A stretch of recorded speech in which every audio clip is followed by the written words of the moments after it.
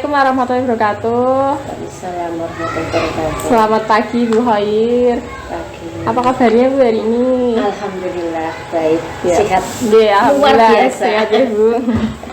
Nah Bu, hari ini saya akan melakukan wawancara dengan Bu Khair tentang pengambilan keputusan yang selama ini dijalankan di SD Negeri Sidomulyo 3. Nah itu kasus-kasusnya nanti mungkin di mana ada nilai-nilai kebajikan yang saling bersinggungan, atau untuk kasus-kasus dilema etika yang sama-sama benar. Mungkin nanti Bu Khair bisa berbagi pengalamannya selama ini bagaimana sih mengambil keputusan di SD Negeri Sidomulyo 3. Gitu nih Bu. Nah untuk pertanyaan pertama, selama ini bagaimana Ibu dapat mengidentifikasi kasus-kasus yang merupakan dilema etika atau rujukan moral Bu? Untuk kasus yang masuk pada dilema etika, ya, itu ada misalkan ya ada 2 kasus yang semuanya baik, yang semuanya butuh penyelesaian. Ya. Namun kedua-duanya itu ya walaupun baik, tapi kita pilih utamakan yang salah satu.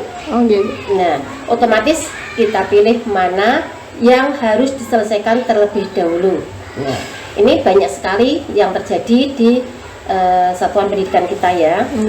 Kita lihat contoh ini ya, contoh misalkan karena di sini kan sebuah sekolah dasar ya, di mana seorang guru juga merangkap semuanya, ada merangkap bendara bos, dapodik, ada merangkap aset dan sebagainya. Di situ kadang ada undangan yang harus dijalankan saat itu juga oleh Dewan Guru. Pada saat itu Dewan Guru harus melaksanakan pembelajaran. Nah, otomatis pilih salah satu. Nah, untuk itu dari kepala sekolah harus bisa membedakan mana yang lebih utama. Kalau mengajar saya kira bisa dirangkap oleh guru lain, atau mungkin juga kepala sekolah yang harus ngisi. Kalau tidak ada guru yang merangkap, kepala sekolah ngisi di kelas juga bisa. Seperti itu. Jadi memprioritaskan yang lebih penting dulu itu, seperti utama, mengajar dulu tadi nih, terus tugas yang lain seperti itu. Iya. Gini, kalau dua-duanya itu penting, misalkan ya, ini yang ada saat itu ada undangan desbos. Otomatis kan desbos harus diutamakan. Yang mengajar bisa diisi oleh guru lain. Nah, seperti itu. Atau mungkin kalau guru lain kok semuanya sudah mengajar semua, kepala sekolah bisa juga ngisi. Nah, seperti itu yang saya maksudkan. Jadi memilih dulu gitu nggak Bu? Iya, mana yang penting diutamakan, seperti itu. Baik, yang kedua ini Bu, selama ini bagaimana Ibu menjalankan pengambilan keputusan di sekolah, terutama itu untuk kasus-kasus di mana ada 2 kepentingan yang sama-sama benar atau sama-sama mengandung nilai kebajikan Bu? Kalau sama-sama benar, sama-sama mengandung nilai kebajikan, pastilah kita pilih atau tetap kita timbang mana yang lebih utama, mana yang banyak manfaatnya. Nah, itulah yang kita dahulukan. Yang banyak manfaatnya itu. Kemudian langkah-langkahnya itu seperti apa Bu untuk biasanya Ibu lakukan dalam mengambil keputusan? Langkah-langkah dari awal sampai akhirnya seperti apa Bu? Kalau keputusan itu yang sifatnya mendesak, mungkin butuh segera dilaksanakan saat itu juga. Tapi kalau keputusan itu misalkan masih ada tenggang waktu, walaupun harus segera dilaksanakan tapi masih ada tenggang waktu, maka langkah pertama ya kita cari dulu tadi keputusannya mana yang kita utamakan, ataupun dengan musyawarah dengan teman-teman, dengan teman-temannya bagaimana ini ada suatu dilema etika yang seperti ini, sedangkan kalau saya berpendapat ini dulu, bagaimana dengan guru-guru yang lain. Nah, karena pendapat dari kepala sekolah belum tentu betul. Karena apa? Namanya kepala sekolah juga manusia biasa ya. Suatu saat ada salahnya, dan baik untuk kepala sekolah belum tentu baik untuk dewan guru. Nah, jadi harus ada musyawarah dulu. Jadi nanti kayak dikumpulkan dulu ya Bu dalam forum rapat katanya, atau hanya diskusi bersama gitu? Belum tentu dikumpulkan. Belum tentu. Musyawarahnya seperti apa kalau boleh tahu? Kan bisa bisa juga waktu istirahat, istirahat kumpul di ruang guru. Ini ada permasalahan seperti ini, jangan kepala sekolah langsung duduk di ruang kepala sekolah tersendiri. Nah, tidak, suatu saat membaur bersama dengan dewan guru, santai-santai, yang ngobrol-ngobrol. Nah, di situ kalau ada permasalahan seperti ini, maka kita bicarakan dari dewan guru tadi bagaimana pendapatnya bagaimana. Nanti kita tampung apa yang terbaik yang harus saya lakukan. Begitu. Jadi nggak harus di forum rapat ya, bisa membaur tadi sama rekan guru yang lain. Nah, selanjutnya nih Bu, hal-hal yang selama ini itu sudah Ibu anggap efektif dalam pengambilan keputusan itu apa saja Bu, pada kasus-kasus dilema etika tadi yang sudah dianggap efektif? Kalau hal yang dianggap efektif dalam kasus dilema etika ya tadi kita saling terbuka, kalau ada masalah kita selesaikan bersama. Jadi tidak ada permasalahan, misalkan ada benar disimpan sendiri dalam hati, diputuskan sendiri. Di situ belum tentu menghasilkan yang baik, karena pemikiran orang itu berbeda-beda, dan hasilnya di sini bukan untuk pribadi, hasilnya kan digunakan untuk seluruh satuan pendidikan, seluruhnya. Iya, jadi kalau hasilnya digunakan untuk seluruh satuan pendidikan, saya kira semuanya juga harus ikut ambil andil dalam suatu keputusan, juga ikut merasakan kalau ada hasilnya gitu. Jadi semua pihak terlibat ya Bu dalam pengambilan keputusan. Selanjutnya ini Bu, apa sih yang menjadi tantangan Ibu dalam pengambilan keputusan pada kasus-kasus dilema tadi? Tantangannya? Kalau tantangannya apa ya? Mungkin yang sudah diputuskan ada sebagian guru yang tidak setuju lah itu. Karena tidak semua orang keputusan itu walaupun sudah dirapatkan ya, sudah dimusyawarahkan, banyak yang setuju itu yang diputuskan, tapi ada dewan guru yang kurang setuju. Nah, itu suatu tantangan. Namun saya kira tantangan hal seperti itu insya Allah bisa diatasi. Tidak, jangan terus dipikir ini kok seperti ini terus, tidak ya.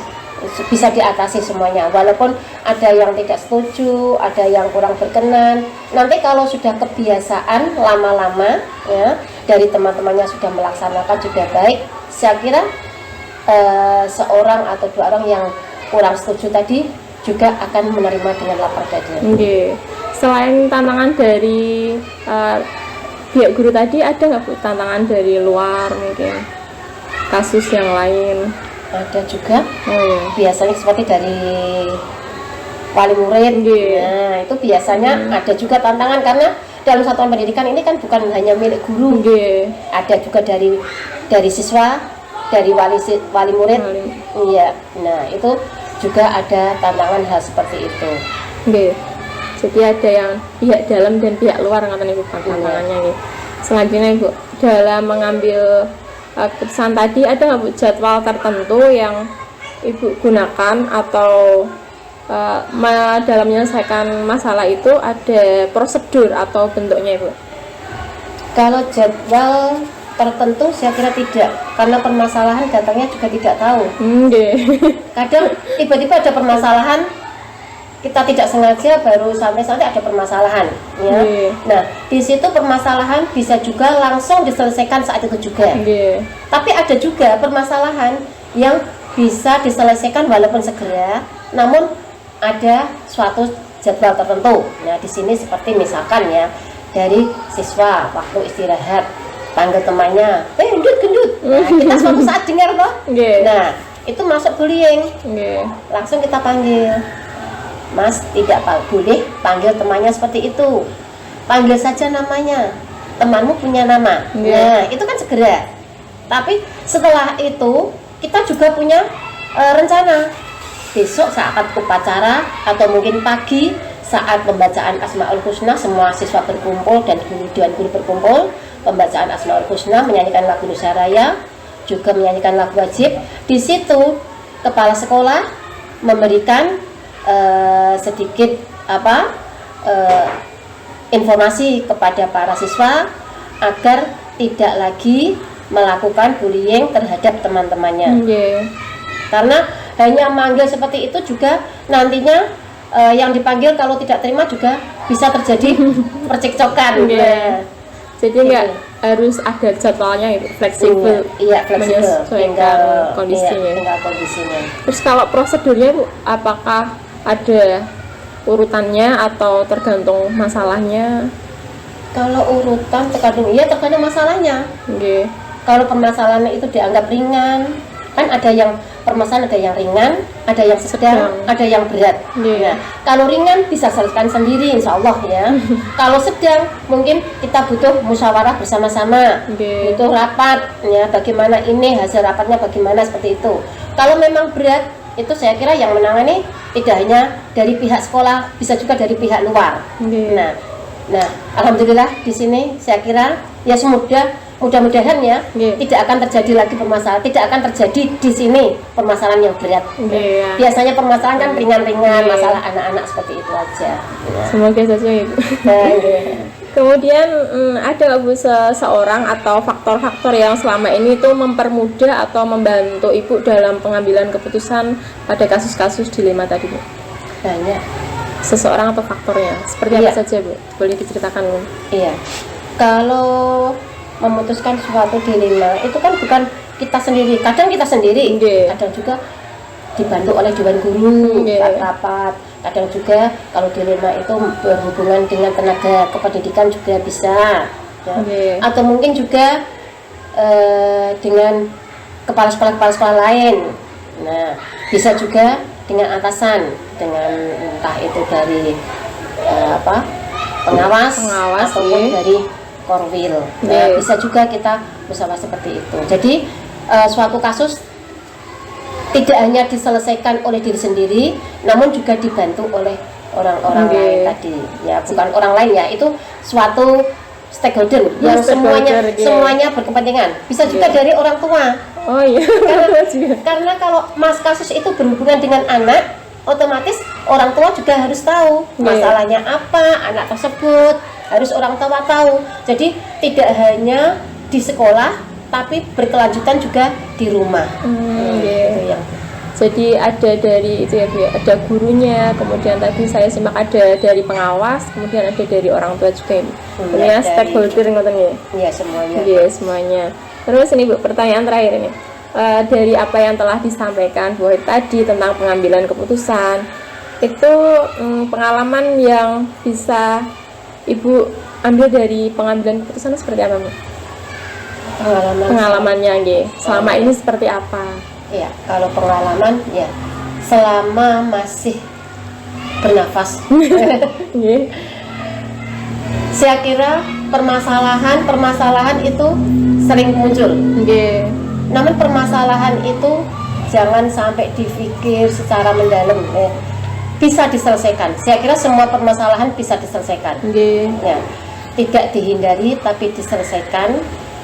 Nah, setelah diselesaikan, bagaimana solusi dari permasalahan tersebut? Nah, kita gunakan solusi itu sebagai langkah berikutnya untuk memperbaiki masalah-masalah tadi. Jadi menggunakan solusi itu, gitu ya Bu? Iya. Luar biasa sekali dari pengalaman dari Bu Hair tadi. Begitu. Demikian Bu wawancara kita pagi hari ini. Terima kasih atas pengalaman dan ilmunya, sangat luar biasa sekali. Jadi saya bisa lebih memahami tentang bagaimana cara pengambilan keputusan. Demikian Ibu. Semoga Bu Napi ya selanjutnya akan lebih sukses. Amin. Mendapatkan ilmu yang berkah, manfaat dunia. Amin. Terima kasih Bu atas doanya. Saya tutup Ibu. Wassalamualaikum warahmatullahi wabarakatuh. Waalaikumsalam warahmatullahi wabarakatuh.